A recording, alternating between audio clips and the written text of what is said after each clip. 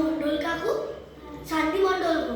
আরে শান্তি মন্ডলের মেয়ে এক সপ্তাহ আগে খুঁজে পাওয়া যাচ্ছিল না, দীঘা চলে গেছিল বন্ধুদের সাথে লুকিয়ে চুরিয়ে, আজকে বাড়ি ফিরলো। হ্যাঁ গা, তাই নাকি?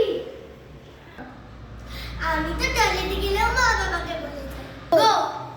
মা, হ্যাঁ জামাই, তোমার সাথে খুব একটা ইম্পর্টেন্ট কথা বলার আছে তোমাদের সাথে।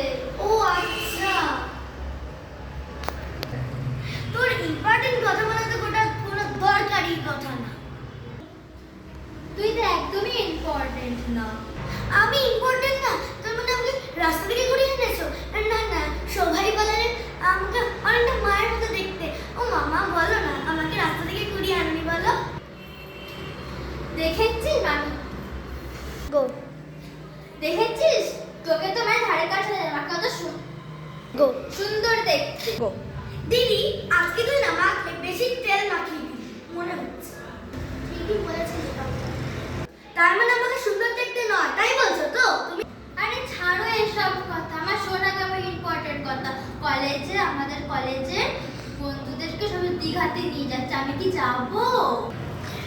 মা, তার মানে কি দিদি শান্তি মন্ডল কাকুর মেয়ের মতো পালিয়ে যেতে চাইছে নাকি? ওকে না দড়ি দিয়ে বেঁধে রাখো তুমি। হ্যাঁ পাম, তুই ঠিকই বলেছিস। হ্যাঁ, আমি কি করে তুই তো জিজ্ঞাসা করতে এসেছি। এই মান্টু, তুই আবার ওদের মতো পালিয়ে যাবি না তো রে?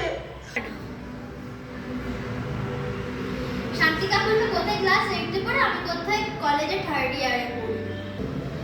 তাও ভয় লাগে রে, আজকালকার দিন তো ভালো না।